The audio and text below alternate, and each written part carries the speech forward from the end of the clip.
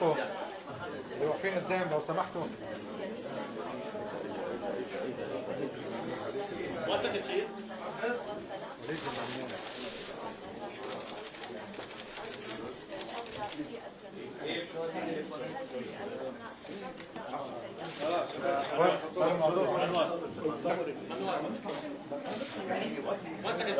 Good morning, everyone. Thank you so much for coming.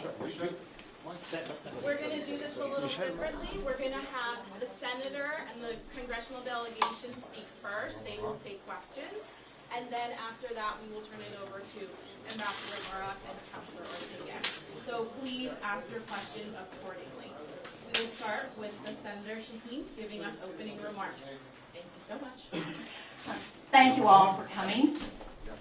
My name is Jean Shaheen. I am a United States Senator from the state of New Hampshire. My husband is a Lebanese American, so I'm very happy to be in Beirut and to be in Lebanon. I'm delighted to be here with Senator Graham. He and I serve on several committees together, and with Congressman Joe Wilson. They are both from South Carolina. We had a very productive meeting with President Aoun and are so pleased that he hosted us today. I want to start by pointing out that the United States stands with the people of Lebanon. A secure, stable, and thriving Lebanon is in the interest not just of the United States and the Lebanese people, but of the entire region. One of the keys to managing that reality is the full disarmament of Hezbollah. And we had a very good discussion with the President about that. That is why it's so important to support the bold decisions that the country is making right now. Strengthening the Lebanese armed forces, who are essential to securing the country's future and borders, advancing financial reforms that will put Lebanon's economy on a more solid ground. These are difficult steps, we understand that, and we appreciate the challenges in getting those things done. They are critical, however, and in Congress, back in the United States, we will continue to press for support through legislation and through the appropriations process. Support for the avenue that Lebanon has chosen for your future. We will also continue to urge Lebanon's leaders to follow through on this progress, and we have meetings later today with the Speaker and with the Prime Minister. So thank you. We will now be happy to answer questions.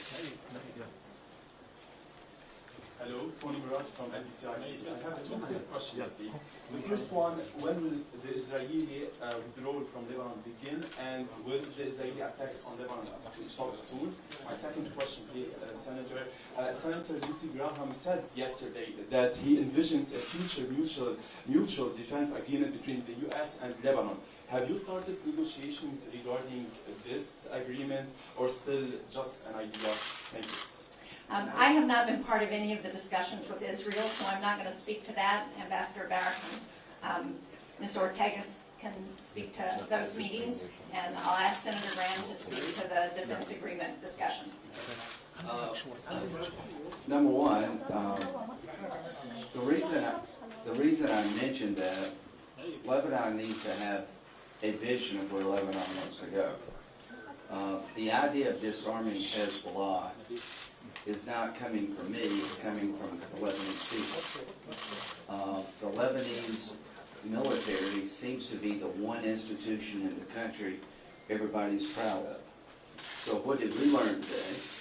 We're appropriators and Congressman funders that we have the money. So Congressman Wilson is very involved in securing America, and the best way to secure America is to have good partners. And the best way to have a good partner is to have a military that's loyal to the people, not to a particular sect within the people. And Hezbollah is not loyal to the people. Hezbollah's agenda is not Lebanon's agenda. Hezbollah has an agenda inconsistent with you thriving and surviving. So I think you as a people, the Lebanese people, overwhelmingly want a better future. They want a future where the Palestinian militias are disarmed. They want a future where Hezbollah is disarmed, and that the people carrying arms are the Lebanese army. The Lebanese army is trusted to take care of everybody's interests, regardless of sect. If you can pull that off, that would be the biggest accomplishment in modern history of Lebanon. This is a challenge. Iran is its weakest. Iran is up to no good, but their capability is great, tremendously diminished. You have an opening here. Saudi Arabia is openly talking about maybe one day having a relationship with Israel. I hope that day will come. So my advice, when Israel leaves the 5 points, that really, the discussion is what happens when Lebanon decides to disarm Hezbollah. Then you talk to Israel. Once Hezbollah has been disarmed by the people of Lebanon, transferring power from militias to the Lebanese military, to the people, through the political process, then you'll have a different conversation with Israel. I'm going to Israel pretty soon. It's all talk until something changes. Israel's never going to look at Lebanon differently until you do something different. And that is disarm the enemy of the Israeli people. Hezbollah has American blood on its hands, has Israeli blood on its hands, has Lebanese blood on its hands. So don't ask me any questions about what Israel's going to do until you disarm Hezbollah. If you disarm Hezbollah, we'll have a good conversation. If you don't, it's a meaningless conversation. Thank you. I have a question. This is Susan Hidamus from the Washington Post. So would you please explain to us what is the Trump economic zone? People are wondering, is it an area that, what is it? How can you explain it? I'll let my Republican colleagues answer that. I'm the Democrat in the group. She's very valuable. I'll let these two guys talk about the economic. It's to make sure that people have the capability to feed their family and, you know, secure the area that's in question. If you take a contested area and make it stable, that's good for Lebanon, that's good for Israel. I think President Trump, through Tom and Morgan, have a plan to create stability along the border. I'll let them talk about that. But the one thing I forgot to mention is a defense agreement. Do you have any idea what I'm talking about? I'm talking about the biggest change in the history of Lebanon. And why am I talking about it? How many nations have a defense agreement with the United States? Very few. NATO, we have Article 5 commitment, but the number of nations that America is willing to go to war for is very few. Why did I mention Lebanon being in that group? You have one thing going for you that is very valuable to me, religious diversity. Christianity is under siege in the Mideast. Christians are being slaughtered and run out of all over the region, except here. And so what I am going to tell my colleagues, and Gene has been great, why don't we invest in defending religious diversity in the Mideast? Why don't we have a relationship with Lebanon where we would actually defend what you're doing? I think it's in America's interest to defend religious diversity, whether you're Druze or Alawite or a Christian or whatever. The idea that America may one day have a defense agreement with Lebanon changes Lebanon unlike any single thing I could think of. And why am I pushing this idea? Because I want to defend religious diversity. I want those who want to destroy religious diversity to understand your days are numbered. Thank you so much. The next question, please. Welcome to Lebanon. Have you been informed by President Aoun about the military plan that the government will approve to disarm? What we discussed is that there will be a plan forthcoming in the next week or so is the proposed date, and we look forward to seeing that. Next question. Mr. Graham. Yes, please. Mr. Graham? Yes. Yeah. In which way you believe that the Prime Minister, Israeli Prime Minister Netanyahu, will help Lebanon to disarm Hezbollah if Lebanon has to do all the steps first? Well, if I were the Israeli Prime Minister, I would be looking at Lebanon differently after Hezbollah was disarmed by the Lebanese people. That's your decision. Why do you need Israel to tell you to disarm Hezbollah? That's not Israel's decision, that's yours decision. Whether they withdraw or not It depends on what you do. So don't tell me anymore, we're not going to disarm Hezbollah until Israel does something. If that's the model, you're going to fail. The reason you disarm Hezbollah, because it's best for you. This country is going backward, not forward, if you don't follow through with disarming the Palestinians and Hezbollah and making the Lebanese army the central repository of arms for the nation. If you don't do that, you're going nowhere. Saudi Arabia is not coming here unless you do that. All right, now the next question. Okay, thank you so much. Our next question is going to go here please. to.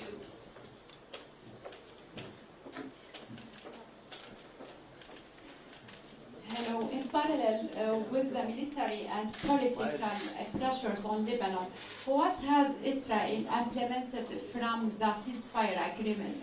Again, we're not going to address questions about what Israel's doing What because has- I haven't been part of What those has discussions. Israel implemented from the ceasefire agreement? The senator has already responded to that question. We'll do one more question for this delegation, and then we'll move on. I'm not part of those discussions, so I'm not going to speak to them. to say that? We know the Lebanese army have the will to disarm Hezbollah. At least they are putting a plan on the table. But they need support, financial and logistics. Yes. Did you talk about this today? We did talk about that. We talked about the importance of equipment and training for the LAF. We talked about the budget process. As Senator Graham said, he and I are both appropriators. In fact, Senator Graham chairs the committee in the Senate that provides the funding for foreign assistance and foreign affairs. I'm also on the Armed Services Committee.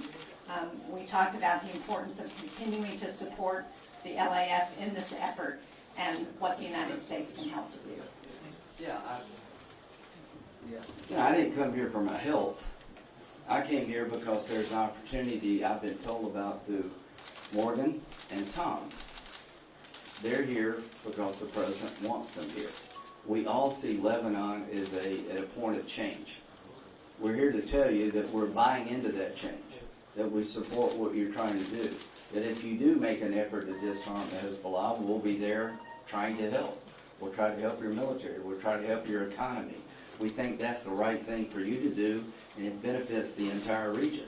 If you're able to pull this off, Saudi Arabia will look at you differently.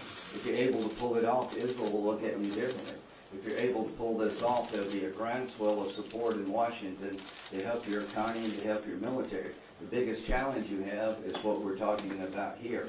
I came here because people who've been working this file tell me that Lebanon is moving in the right direction. The statement the government made a couple of weeks ago about disarming Hezbollah was great. The statement Israel made yesterday about what they see in Lebanon is great. I'm here to build on the success of others. I'm coming here with Jean, she's a great partner in the Senate, to tell you that the Congress is looking at Lebanon differently because you're behaving differently.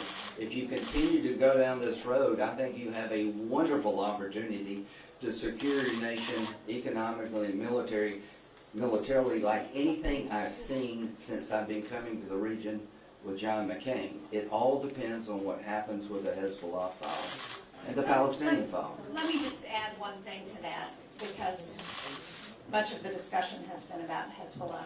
And one of the other things that I know you're working very hard on here is banking reform. But that's been a huge issue for people in the country and for building on economic initiatives and progress. And so we are also supporting those efforts of banking reform because we know how critical they are to people throughout the country, and hope that Parliament will be successful in getting that done. Thank you so much, Senator.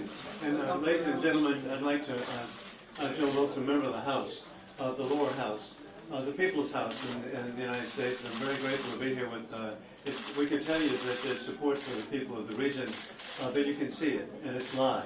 It's bicameral, Senate and House, Republican and Democrat, and then what an exciting time. And then for the people of Lebanon, you need to be aware that there's such a direct connection. Everywhere you go, you find out Lebanese Americans are everywhere. I had no idea that Shaheen's husband was Lebanese, and then a superstar, Ambassador Tom Barrack, of Lebanese American heritage. And so I'm really grateful. Emily Salibi in my office, the legislative director, hey, over and over again.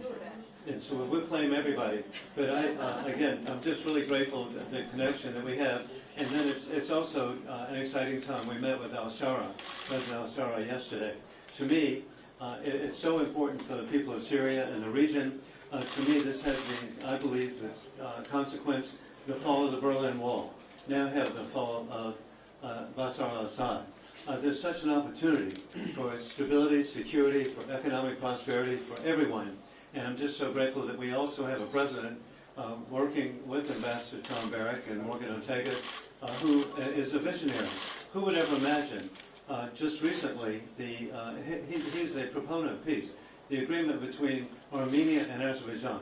I was in Yerevan a year ago. The prospect of that was totally inconceivable, but it's occurred. And so we have a president who wants to step in, Donald Trump, who wants a Middle East that's prosperous, stable, capable of having opportunities for the younger citizens, everyone. So I'm grateful to be part of the delegation, bipartisan, bicameral. Thank you. Thank you so much. One thing, we have a great ambassador here, but President Trump's, one of his closest friends, has been picked to be ambassador of Lebanon. We're going to try to get them as soon as we can. Thank you so much, Senator. Thank you so much, Representative Wilson. Thank you guys so much. We really appreciate it. There will be a separate lecture for Ambassador. Joyce? Thank you. Joyce? عندك لايف؟ عندك لايف؟ All right, back down, please. Okay, if everyone could take their seats, we're going to ask Ambassador.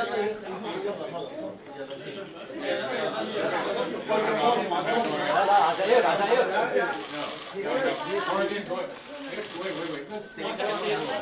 Let's have one of those. You just have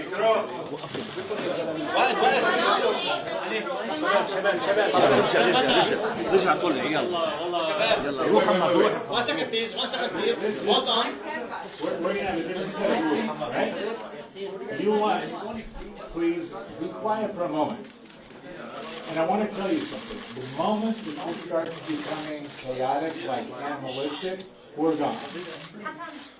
So you want to know what's happening, act civilized, act kind, act tolerant, because this is the problem with what's happening in the region. So I beg you, do you think this is fun for us?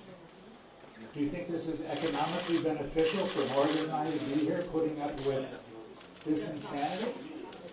In cadence, with your kindness, your interest, and your thoughtful questions, we'll give you responses. If that's not how you like to operate, we're gone. Okay? Is that acceptable to everybody? Now, what are we doing? Right? I can't even have 2 minutes.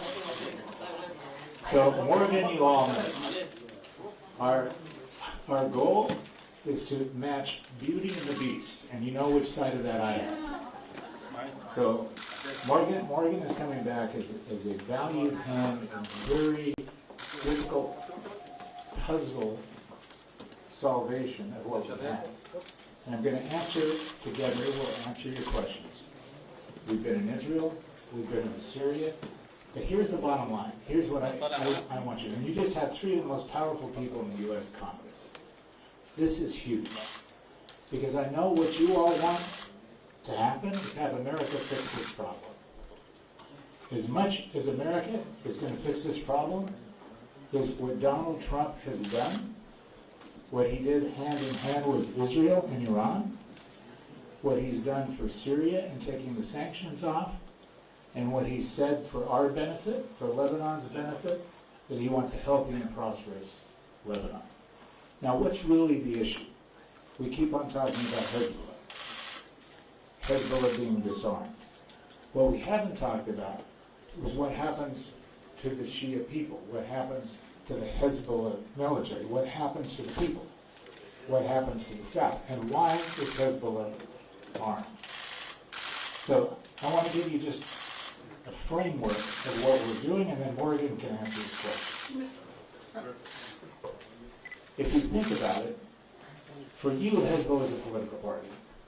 Shias represent 30-40% of the population, and you have a very good set of leaders today, in my opinion. The major three leaders, the president, the prime minister, the speaker, are all trying to do the best job they can for you of ushering to a new era of tolerance, a new era of peace, and ultimately prosperity. So why is Hezbollah armed? You have outside interference. What's the outside interference? Iran, Israel, the apprehension of Syria. What did we do? We went to Syria. I can tell you President al-Shara has no interest in having an adversarial relationship with Lebanon in any way, zero. There's no Sunni fundamentalist cause that he's targeting a weakness in Iran or a perceived weakness in Shia as an opportunity for him. He's looking at the historic relationship of hand-in-glove cooperation of what Lebanon and Syria could be ultimately. That's a fact. And he's running to border alignment, discussions, and a boundary agreement. Running to. Israel. Morgan and I spent the day in Israel after, you can imagine, preparation. The idea of responding to the heroic act that the president, the prime minister, the council had taken in responding to suggestions that we had given as to what could a disarmament and withdrawal plan be. Again, going to disarmament is what can we do for Hezbollah to show them they don't need to be armed. Nobody wants to go to a civil war. I can tell you Israel's response was historic. What they've said to us personally, what they've said to the president in actuality, and what they've given in a press release to you, is they will meet tit for tat in exact cadence. What we will do in an effort to make sure that Hezbollah is not armed as an adversary against them, they will withdraw in the same cadence. The reason they couldn't respond specifically is we didn't give them specifics yet. Your government is coming back with a proposal August 31st, which is a Sunday, so it won't be August 31st, saying here is the plan and proposal of what our intent is to disarm Hezbollah. When they see that, they will give their counter-proposal of what they will do in withdrawals and security guarantees on their border, their boundaries, those 5 points, in cadence with what we're giving them. So the big picture is, if you take the adversaries away, so if you take Israel and Syria away, as a discussion with Hezbollah, and saying, great, you from 1982 on, you needed to be armed, you were a militia, we had the Palestinians, we had the Israelis, you were serving a cause, there's no need to serve that cause. LAF can do it, you can be a part of it, but when we talk about the economic zone, we have to have a substitute for what happens because there's another outside party that we just talked about, Iran, that we have no direct relationship with. And Iran has been the financier of the growth of Hezbollah, the municipality, and Hezbollah, the militia. So how do we substitute that? We bring the Gulf countries in simultaneously in a new economic zone, which will have some depth to it in the next few weeks, as to what can happen with outside investment. What kind of outside investment? What does it mean to the South? What does it mean to the community? So, step by step, you take out the Iranian concern, because you have another funding source, another life source. You take away the Syrian concern, because Syria is ready to have discussions tomorrow. You take away the Israeli concern. You haven't spoken, by the way, to Israel since 1949. This is insanity. And I'm not even going to go towards the fact that eventually you're going to have to speak to Israel. Whether it's a deconfliction, whether it's normalization, whether it's ultimately a peace agreement, there's only one road to ultimate peace and prosperity in this region, And that's for everybody to speak with each other and for America to vanish from the scene. So with that, I'll allow questions. Morgan can take that over. One question, and then we're gonna over here, please. Thank you. So, this is just Al-Haj from Al-Arabi TV. The main question is, did you get a commitment from Israel regarding the sustain of strikes on Lebanon in response to the decision made by the Lebanese government regarding the dismantling of the Hezbollah arms? I think the ambassador was clear on that. Israel is willing to go step by step. It might be small steps, baby steps, but they're willing to go step by step with this government. As Ambassador Barrack pointed out, the entire Trump administration, Secretary Rubio, were all greatly encouraged by the historic decision of the government a few weeks ago, but now it's not about words, now it's about action. And so what Tom and I are here to do is to represent the President of the United States. It's his policy, not our policy. And we are here to help the Lebanese government move forward with that historic decision and to work with our partner in Israel step by step. So every step that the Lebanese government takes, we will encourage the Israeli government to make the same step. So we're looking forward to it. Thank you so much. It's good to be back. I know it's something.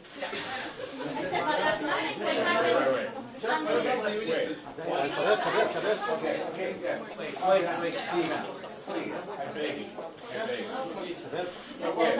Two questions. So, are